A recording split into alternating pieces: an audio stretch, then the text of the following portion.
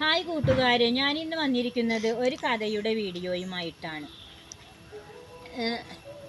ഇനി നമുക്ക് വീഡിയോയിലേക്ക് പോകാം. നമ്മുടെ കഥയിലെ കഥാപാത്രത്തിൻ്റെ പേര് കമലമ്മ എന്നാണ്. കമലമ്മയ്ക്ക് 2 കുട്ടികളായിരുന്നു, അനിലും സുനിതയും. അനിൽ വളരെ ചെറുപ്പത്തിൽ തന്നെ മരിച്ചുപോയി. 7 വയസ്സുള്ളപ്പോഴാണ് അവൻ മരണപ്പെട്ടത്. കൂട്ടുകാരുമൊത്ത് കുളത്തിലേക്ക് കുളിക്കാൻ പോയതായിരുന്നു അനിൽ. അനിലിന് നീന്തക്കം അറിയില്ലായിരുന്നു. അനിൽ ആ കുളത്തിൽ വീണാണ് മരണപ്പെട്ടത്. അനിൽ മരണപ്പെട്ടതിന് ശേഷം കമലമ്മയുടെ ഭർത്താവ് തികഞ്ഞ ഒരു മദ്യപാനിയായി മാറി. ഒരു ഓട്ടോറിക്ഷ ഡ്രൈവറായിരുന്നു അയാൾ ഒരു ദിവസം മദ്യപിച്ച് ഓട്ടോ ഓടിച്ചുകൊണ്ടിരിക്കുമ്പോൾ അപകടത്തിൽപ്പെട്ട് അയാൾ മരിച്ചു. പിന്നെ ഉണ്ടായിരുന്നത് സുനിതയാണ്. സുനിതയ്ക്ക് വേണ്ടി ആണ് പിന്നെ കമലമ്മ ജീവിച്ചത്. സുനിതയെ നന്നായി പഠിപ്പിച്ച് ഒരു ജോലിയിലാക്കണമെന്ന് കമലമ്മയ്ക്ക് വളരെ ആഗ്രഹമുണ്ടായിരുന്നു. തൻ്റെ മകളെ നല്ല നിലയിലെത്തി കാണാൻ അവർ വല്ലാതെ മോഹിച്ചു. പക്ഷേ സുനിത 10ാം ക്ലാസ്സിൽ തോറ്റുപോയി. പിന്നീട് സുനിത പഠിച്ചതുമില്ല. കമലമ്മയ്ക്ക് പഠിപ്പിക്കാനുള്ള കഴിവുമുണ്ടായിരുന്നില്ല. അവർ ഞാറു നടാനും അടുത്ത വീട്ടിലെ അടുക്കളപ്പണിക്ക് പോയിട്ടും തൊടിപ്പണിക്ക് പോയിട്ടുമൊക്കെയാണ് അവർ ജീവിതം കഴിച്ചുകൂട്ടിയിരുന്നതും സുനിതയെ നോക്കിയിരുന്നതും. 10ാം ക്ലാസ് തോറ്റപ്പോൾ സുനിത ഒരു സൂപ്പർ മാർക്കറ്റിലേക്ക് ജോലിക്ക് പോയി തുടങ്ങി. ഏകദേശം 2 വർഷത്തോളം അവൾ സൂപ്പർ മാർക്കറ്റിൽ ജോലിക്ക് പോയിക്കൊണ്ടിരുന്നു. ജോലിക്ക് പോകുന്നതിനിടെ അവൾ ഒരു ചെറുപ്പക്കാരനുമായി പരിചയപ്പെട്ടു. ചെറുപ്പക്കാരൻ്റെ പേര് രവി എന്നാണ്. 2 പേർക്കും വിട്ടുപിരിയാനാവാത്ത വിധം അവർ അടുത്തിരുന്നു. സുനിത രവിയോട് പറഞ്ഞു, വീട്ടിൽ വന്ന് തന്നെ പെണ്ണ് ചോദിക്കാൻ പറഞ്ഞു. രവി ഒരു ദിവസം കമലമ്മയുടെ വീട്ടിൽ വന്നു. എന്നിട്ട് സുനിതയെ തനിക്ക് കല്യാണം കഴിച്ചു തരണമെന്ന് പറഞ്ഞു. കമലമ്മ ഒന്ന് ആലോചിച്ചു. എന്തു ചെയ്യണമെന്ന് അവർക്കറിയില്ലായിരുന്നു. രവി എത്രക്കാരനാണെന്ന്, എങ്ങനെയുള്ള ആളാണെന്നൊന്നും കമലമ്മയ്ക്ക് അറിയില്ല. കമലമ്മ പറഞ്ഞു, ശരി, ഞാനൊന്ന് അന്വേഷിക്കട്ടെ എന്ന് പറഞ്ഞു. ആയിക്കോട്ടെ എന്ന് പറഞ്ഞ് രവി തിരിച്ചുപോയി.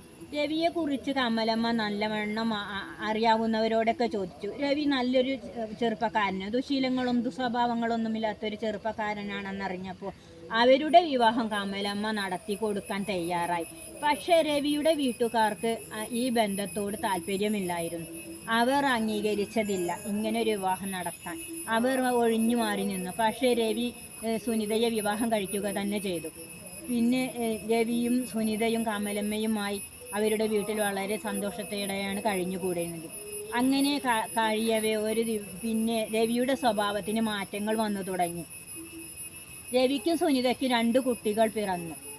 ഇരട്ട കുട്ടികളായിരുന്നു, ഒരു ആൺകുഞ്ഞും ഒരു പെൺകുഞ്ഞും. രവിയുടെ സ്വഭാവത്തിന് മാറ്റം വന്നു തുടങ്ങി എന്ന് പറഞ്ഞാൽ രവി കുറേശ്ശൊക്കെ മദ്യപിക്കാനും മയക്കമരുന്ന് ഉപയോഗിക്കാനും ഒക്കെ തുടങ്ങി. ഇത് വല്ലാത്തൊരു ബുദ്ധിമുട്ടായി മാറി ഇവരുടെ ജീവിതത്തിൽ വളരെ ബുദ്ധിമുട്ടുണ്ടാക്കിയും അനാവശ്യമായ ദുശീലങ്ങൾ. സുനിത എത്ര പറഞ്ഞു മനസ്സിലാക്കാൻ തോന്നിയിട്ടും രവിക്ക് മനസ്സിലായതൊന്നുമില്ല. ദുശീലങ്ങൾ മാറ്റാൻ അയാൾ തയ്യാറായതുമില്ല. കാലങ്ങൾ പോകവേ രവിയുടെ സ്വഭാവം വളരെ വഷളായിക്കൊണ്ടിരുന്നു. പിടിച്ചു നിൽക്കാൻ പറ്റാത്ത വിധം സുനിത വല്ലാതെ ബുദ്ധിമുട്ടിലായിപ്പോയി. രവി പിന്നെ ജോലിക്ക് പോവാതെയായി. വെറും മദ്യപാനവും മയക്കമരുന്നുമായി പിന്നെ അയാൾ സ്ഥിരം പതിവാക്കി അയാൾ കഴിയുകയാണ്. സുനിത ജോലിക്ക് പോയി കിട്ടുന്ന പൈസയും അവളിൽ നിന്നും വഴക്കുണ്ടാക്കി അയാൾ വാങ്ങിക്കൊണ്ടുപോയിക്കൊണ്ടിരുന്നു. സുനിതയ്ക്ക് ജീവിതം ഗതിമുട്ടിപ്പോയി. അങ്ങനെ ഇരിക്കെ സുനിത ഒരു ദിവസം അവളുടെ ജീവിതം അവസാനിപ്പിച്ചു. അവൾ ഒരു ദിവസം വീടിൻ്റെ പിന്നിലെ മാവിൻ കൊമ്പിൽ തൂങ്ങി മരണപ്പെട്ടു. കമലമ്മയ്ക്ക് സഹിക്കാവുന്നതിലും അപ്പുറമായിരുന്നു അത്. കാരണം ചെറിയ 2 കുട്ടികൾ, അവർ അംഗനവാടിയിൽ പോവുകയാണ്. ഈ കുഞ്ഞുങ്ങളെ താൻ എങ്ങനെ നോക്കും? അമ്മയില്ലാതെ അവർ ആകെ പരിഭ്രാന്തിയായി. എങ്കിലും കുഞ്ഞുങ്ങൾക്ക് വേണ്ടി അവർ ജീവിച്ചു. കുഞ്ഞുങ്ങൾക്ക് വേണ്ടി അവർക്ക് കഴിയുന്ന വിധത്തിലൊക്കെ ആ കുഞ്ഞുങ്ങളെ അവർ നോക്കി. അവരെ അംഗനവാടിയിൽ കൊണ്ടാക്കിയും അത്യാവശ്യം അവനൻ്റെ ജോലികളൊക്കെ കഴിഞ്ഞ് അംഗനവാടി വിടുന്ന സമയത്ത് അവരെ കൊടുന്നും അവർക്ക് കഥകൾ പറഞ്ഞു കൊടുത്തും ഭക്ഷണം വാരിക്കൊടുത്തും അവരെ ഉറക്കിയും അവരുടെ ലോകത്തിൽ അവരങ്ങനെ സുഖമായി കഴിയുകയാണ്. ഇതിനിടെയാണ് രവി വീണ്ടും പ്രശ്നങ്ങൾക്ക് വന്നു തുടങ്ങിയത്. വീണ്ടും കമലമ്മയുടെ വീട്ടിൽ വന്ന് കമലമ്മയുടെ കയ്യിൽ നിന്നും കാശ് വാങ്ങുവാനും കമലമ്മയുമായി വഴക്കുണ്ടാക്കുവാനും സ്ഥിരം തൊഴിലായി. അങ്ങനെ നാട്ടുകാരൊക്കെ പാട് ചേർന്ന് രവിയെ ഒരു ദിവസം പോലീസിൽ ഏൽപ്പിച്ചു. രവിയെ പോലീസുകാർ വന്ന് കൊണ്ടുപോയി. പിന്നീട് രവിയുടെ ശല്യം ഉണ്ടായിട്ടില്ല. അങ്ങനെ കഴിഞ്ഞുകൂടവേ കമലമ്മയ്ക്ക് ശക്തമായ ഒരു വയറുവേദന വന്നു. എന്തു ചെയ്തിട്ടും വയറുവേദനയ്ക്ക് ഒരറുതിയും വരുന്നില്ല. കമലമ്മ ഡോക്ടർമാരെ സമീപിച്ചു. അത്യാവശ്യം മരുന്നുകളൊക്കെ കൊടുത്തു കഴിഞ്ഞപ്പോൾ തൽക്കാലം ഒന്ന് രോഗത്തിന് ശമനം ഉണ്ടായെങ്കിലും പിന്നീടും വയറുവേദന കഠിനമായി. അങ്ങനെ ചില ടെസ്റ്റുകൾക്കൊക്കെ ഡോക്ടർ എഴുതി കൊടുത്തു. അപ്പോഴാണ് അവർക്ക് ക്യാൻസർ ആണെന്ന വിവരം അറിഞ്ഞത്. അവർ ആകെ തകർന്നു പോയി. തൻ്റെ കുഞ്ഞുങ്ങൾ താൻ എന്തു ചെയ്യും? അവർക്ക് അമ്മയുമില്ല, അച്ഛനുമില്ല. ഏക ആശ്രയം താനായിരുന്നു. ഇനി താൻ എന്തു ചെയ്യും? തനിക്ക് ക്യാൻസർ ആണെന്നറിഞ്ഞ ദിവസം അവർ ഉറങ്ങിയില്ല. കുട്ടികളെയും കെട്ടിപ്പിടിച്ച് കിടന്ന് കുറേ കരഞ്ഞു. അങ്ങനെ പിറ്റേ ദിവസം അവർ ഒരു കാര്യം തീരുമാനിച്ചു. അവർക്ക് തൻ്റെ നാട്ടിലെ ഓർഫനേജുമായി നല്ല ബന്ധമായിരുന്നു. അവിടുത്തെ മദറുമായും അവിടുത്തെ അന്തേവാസികളുമായും ഒക്കെ നല്ല പരിചയമായിരുന്നു. തൻ്റെ സങ്കടങ്ങളൊക്കെ അവിടുത്തെ മദറിനോടാണ് കമലമ്മ പറഞ്ഞിരുന്നത്. അങ്ങനെ അവർ പിറ്റേ ദിവസം കുഞ്ഞുങ്ങളെ അംഗനവാടിയിലാക്കിയതിന് ശേഷം കമലമ്മ ഓർഫനേജിലേക്ക് പോയി. മദറിനെ കണ്ട് തൻ്റെ രോഗവിവരം പറഞ്ഞു. തൻ്റെ കുഞ്ഞുങ്ങൾ അനാഥരാകും, താൻ എന്തു ചെയ്യണം? അവരെ കെട്ടിപ്പിടിച്ചു കരഞ്ഞു. മദറിന് സങ്കടം വന്നു. മദറിനും എന്തു ചെയ്യണമെന്നറിയാതെ മദർ പറഞ്ഞു, കമലമ്മ വിഷമിക്കാതിരിക്കൂ, കുഞ്ഞുങ്ങളെ കമലമ്മ ഇവിടെ ആക്കിക്കോളും, ഞങ്ങൾ നോക്കിക്കോളും. എത്രയോ കുഞ്ഞുങ്ങളുണ്ട്, അനാഥരായ കുഞ്ഞുങ്ങൾ ഇവിടെ. അവരെയൊക്കെ ഞങ്ങൾ ഒരു കുറവുമില്ലാതെ നോക്കുന്നുണ്ട്, പഠിപ്പിക്കുന്നുമുണ്ട്. ആ കുഞ്ഞുങ്ങൾ ഇവിടെ വളരട്ടെ. കമലമ്മ സമാധാനമായി പോയിക്കോളൂ.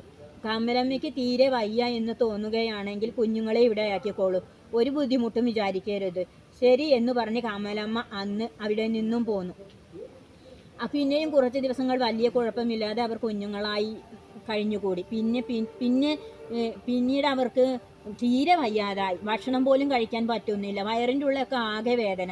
അങ്ങനെ പിറ്റേ ദിവസം അവർ കുഞ്ഞുങ്ങളെ കുളിപ്പിച്ച് പുറപ്പെടിച്ച് അംഗനവാടിയിലാക്കിയതിന് ശേഷം ഓർഫനേജിൽ പോയി. താൻ നാളെ കുഞ്ഞുങ്ങളെയും കൊണ്ടുവരികയാണെന്ന് മദറിനോട് പറഞ്ഞു. ആയിക്കോട്ടെ എന്ന് മദർ സമ്മതിച്ചു. പിറ്റേ ദിവസം അവർ കുഞ്ഞുങ്ങളുമായി ഓർഫനേജിലേക്ക് പോയി. കുഞ്ഞുങ്ങളുടെ ഡ്രസ്സുകളും അത്യാവശ്യ സാധനങ്ങളും അവർ എടുത്തിരുന്നു. കുഞ്ഞുങ്ങളെ ഓർഫനേജിലാക്കിയതിന് ശേഷം കമലമ്മ മദറിനോട് പറഞ്ഞു, ഞാൻ പോവുകയാണ്, എൻ്റെ കുഞ്ഞുങ്ങളെ കാത്തോളണേ. ശരി കമലമ്മ, നിങ്ങൾ സമാധാനമായി പോയിക്കോളും. നിങ്ങളുടെ കുഞ്ഞുങ്ങളെ ഒരു ദുഃഖവും ഇവിടെ ഉണ്ടാവില്ല. പോകാൻ നേരത്ത് കമലമ്മ കുട്ടികളെ കെട്ടിപ്പിടിച്ച് മൂർധാവിൽ ചുംബിച്ചു കരഞ്ഞു. കുട്ടികൾക്ക് സങ്കടം വന്നിരുന്നു. കുട്ടികൾ പറഞ്ഞു, അമ്മ എന്തിനാ പോകുന്നത്? അമ്മ ഞങ്ങളെ കൊണ്ടുപോകും. അപ്പോൾ കമലമ്മ പറഞ്ഞു, ഞാൻ വൈകുന്നേരത്ത് വിളിക്കാൻ വരണ്ട്. അമ്മ കുറച്ച് ജോലിയുണ്ട്, അതിന് പോവുകയാണ്. കുട്ടികൾ അവിടെ നിന്നു. കമലമ്മ നിറഞ്ഞു തുളുമ്പിയ കണ്ണുകൾ തുടച്ചുകൊണ്ട് അവിടെ നിന്നും പോന്നു. പോരുന്ന വഴിക്ക് കമലമ്മ ചിന്തിച്ചു, താൻ ഇനി എന്തിനു വേണ്ടി ജീവിക്കണം? ആർക്കു വേണ്ടി ജീവിക്കണം? തൻ്റെ കുഞ്ഞുങ്ങളെ താൻ സുരക്ഷിതമായി ഒരു സ്ഥലത്തേക്ക് ഏൽപ്പിച്ചിട്ടുണ്ട്. ഇനി ഈ രോഗം വെച്ച് ആരെയും ബുദ്ധിമുട്ടിക്കേണ്ട. ഇനി തനിക്ക് മരണമാണ് വഴി. ഒരു റെയിൽ കടന്നും വേണം അവരുടെ വീട്ടിലേക്ക് പോകുവാൻ. റെയിൽ മുറിച്ച് കടന്നു വേണം അവരുടെ വീട്ടിലേക്ക് പോകുവാൻ. അവർ പോകുന്ന വഴി ചീറിപ്പാഞ്ഞു വരുന്ന ഒരു ട്രെയിനിന് മുന്നിലേക്ക് എടുത്തു ചാടി. അവരുടെ ജീവിതം അവിടെ അവസാനിച്ചു. ഈ കഥയും കഥാപാത്രങ്ങളും വെറും സാങ്കല്പികം മാത്രമാണ്. ഈ കഥയും കഥാപാത്രങ്ങളുമായി ആരുടെ ജീവിതവുമായി ഒരു ബന്ധവുമില്ല. അടുത്ത വീഡിയോയിൽ കാണും വരെ ബായ്.